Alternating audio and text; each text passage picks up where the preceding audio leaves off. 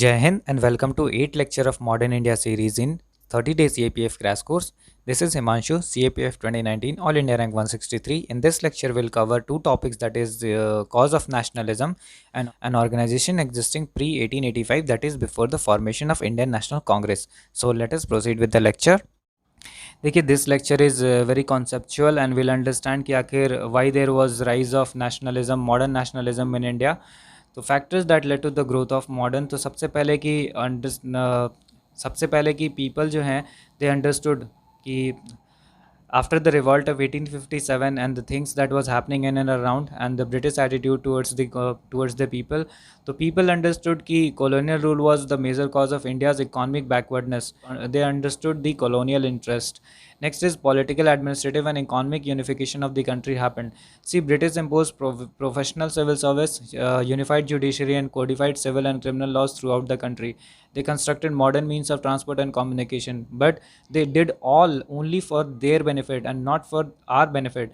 They established the modern communication means of transport and communication, so that the raw material that was being exploited from India and was transported to the Britishers could be supported.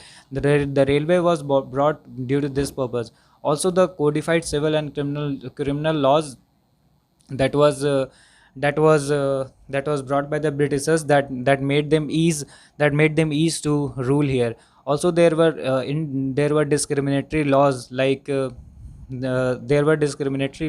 Albert Bill, Arms Act. So by this, people got to realize that all these things were being undertaken by the Britishers, not to modernize us but to fulfill their own interests.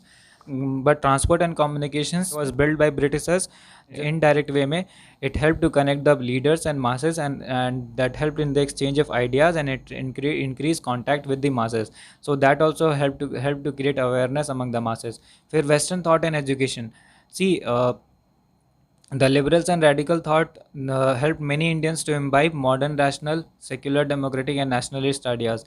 They got to know about the French Revolution and other modern ideas, and that helped them to think rationally. Now they could questions that why, what is the real motive of these Britishers. So, and they could use press as a medium to spread it among the masses in a common and lucid language. So that created awareness among the common public.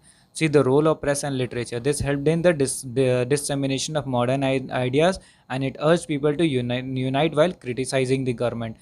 Next is rediscovery of India's past. See, some theories suggested that Indians and Europeans shared the common ancestors. So this birthed the myth of racial superiority. देखिए, होता क्या था कि English जो हैं वो गोरी चमड़ी होने के कारण they used to feel superior, and they used to feel Indians as dirt and inferior to us. This theory that was put कि Indians and Europeans shared common ancestors, that busted the myth of racial superiority, and that also helped in gaining self confidence and self respect against the Britishers among the Indians. Next is socio religious and reform movement.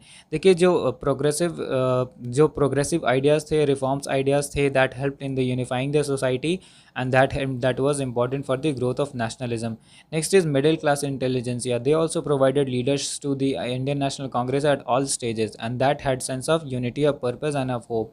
Next है contemporary movement जो world में हो रहे थे, जैसे rise of nations from Spanish and Portuguese like South America, Greece, Italy, Ireland, France में भी France में रेवोल्यूशन, फ्रेंच रेवोल्यूशन. तो these were the contemporary movement that was happening around in the world, and that they were able to reach to the masses through the help of press, and this helped them and gain confidence that yes, they can rise against the Britishers. Next is reactionary policies. Very important point. देखिए, कुछ reactionary policies आए लाए थे Britishers ने, जैसे कि when Lytton was in power, he reduced the age limit for Indian civil services exam to 19 years. It was the maximum age limit. फिर that caused resentment among the Indians. Yet this was deliberately done to exclude Indians from coming in the Indian civil services. So this was a major cause of resentment among the Indians, and therefore it created anger among the Indians कि नहीं, this should not be, and that created a consciousness, and rise of nationalism among the Indians. Next is Grand Delhi Darbar 1877 में. देखिए 1876 में, 1875 में, इससे पहले भी कई बार फेमिन्स आ चुके थे. 1877 में बहुत बड़ा फेमिन आया और उस फेमिन को एड्रेस ना करते हुए बस एक कमेटी बैठा दी गई कि हाँ वाई दिस हैपेंड. एंड तो फिर और कमेटी का रिपोर्ट भी was very sceptical and very normal. बहुत ज़्यादा उसमें डील नहीं किया गया, बस हाइजीन प्रॉब्लम बता करके उसमें कुछ मेजर सोल्यूशन नहीं बताया गया. और डिस्पाइट ये फेमिन हुआ and then that year itself grand Delhi Durbar रखा गया. And that caused very anger, that enraged very anger among the Indians, क्योंकि वो जो फेमिन हुआ था उसमें बहुत सारे लोगों का डेथ हुआ.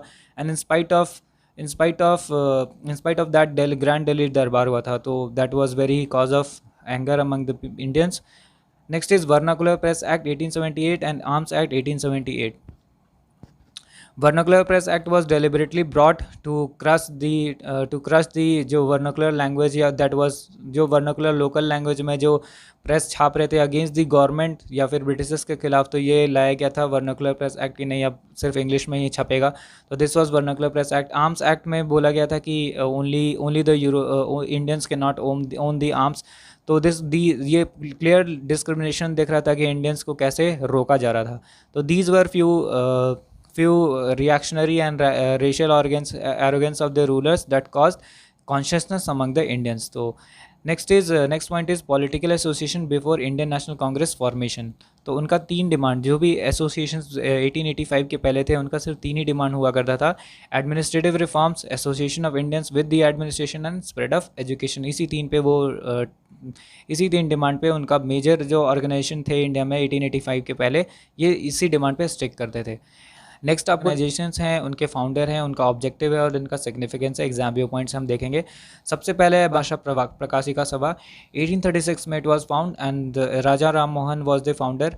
इसका ऑब्जेक्टिव था welfare society and it work to focus the attention of Englishman on the grievances of India and asked for remedials measures.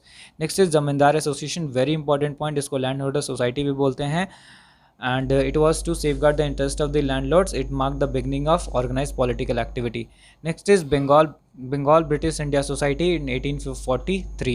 Next is British India Association 1851 में. देखिए ब्रिटिश इंडिया एसोसिएशन 1851 में 2 organisation को मिला करके बनाया गया था. First organisation land holder society और दूसरा organisation Bengal British India society. अभी हमने जो ऊपर 2 ऑर्गेनाइजेशन पढ़ा, इन दोनों को मिला करके ब्रिटिश इंडिया एसोसिएशन 1851 में बनाया गया था. इसका मेन डिमांड था establishment of separate legislature and separation of executive and judiciary, reduction of salaries in higher offices and abolition of various duties. This demand was accepted in the Charter Act of 1853. that Charter Act 1853 में कि executive and judiciary को separate किया गया था.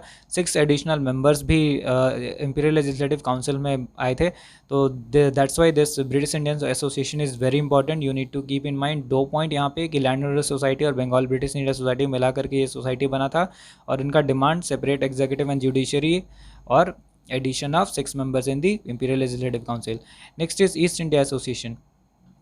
देखिए ये सब organisation है प्री द फॉर्मेशन ऑफ 1885 और इनका डिमांड जो हमने अभी थोड़ी देर पहले देखा कि इनका तीन एरियाज़ में इनका डिमांड हुआ करता था. Administrative reforms, association of Indians with administration and spread of education. तो हम यही सब ऑर्गेनाइजेशन देख रहे हैं, उनका क्या डिमांड है, उनके फाउंडर कौन है एग्जाम व्यू पॉइंट से.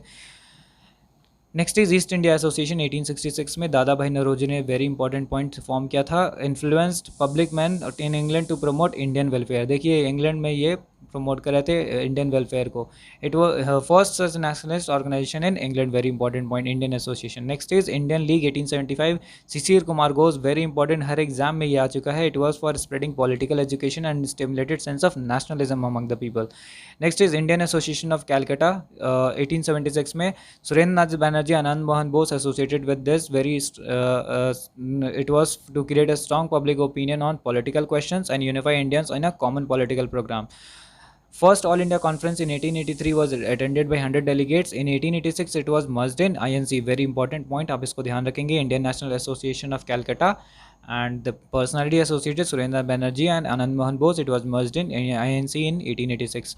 Next is Pune सार्वजनिक सभा 1867. Again very important, आप इससे personalities associated याद रखेंगे. S.H. Chiplunkar, Ganesh Vasudev Joshi and Mahadev Govind Ranade. Next is Bombay presidency association 1885, बहुत इंपॉर्टेंट है, हर बार एग्जाम में अल्टरनेट करके आता ही है, हर एग्जाम में आया है भाई। आप पर्सनालिटी एसोसिएटेड याद रखेंगे, Badruddin Tyabji, Firoz Shah Mehta and KT Telang. I hope कि आपको ये ऑर्गेनाइजेशन क्यों है, हम क्यों ऐसे डील कर रहे हैं, आपको समझ आ रहा होगा कि 1885 से पहले जितने भी ऑर्गेनाइजेशन थे और उनका डिमांड थे, किस टाइप के डिमांड थे, हम उसको एड्रेस कर रहे हैं और एग्जाम व्यू पॉइंट में ये क्वेश्चन आते हैं, इसलिए हम इसको इतना डिटेल में देख रहे हैं। मैं जितना बता रहा हूँ उतना भी आप ध्यान रखेंगे, डैट इज़ सफाइस टू आपका एग्जाम में क्वेश्चन बन जाएगा। नेक्स्ट इज मद्रास महाजन सभा 1884 में, अगेन यहाँ पे आप जो फाउंडर हैं उनको याद रखें, M Viraraghavachari, V Subramania Iyer, P Anand Charlu. फिर प्री कांग्रेस कैंपेन्स कुछ हुए थे, जैसे कि आर्म्स एक्ट के अगेंस्ट, वर्नाकुलर प्रेस एक्ट के अगेंस्ट हुआ था, सपोर्ट ऑफ इल्बर्ट बिल के फॉर्मेशन में हुआ था। बाकी कैंपेन आप पढ़ लीजिएगा।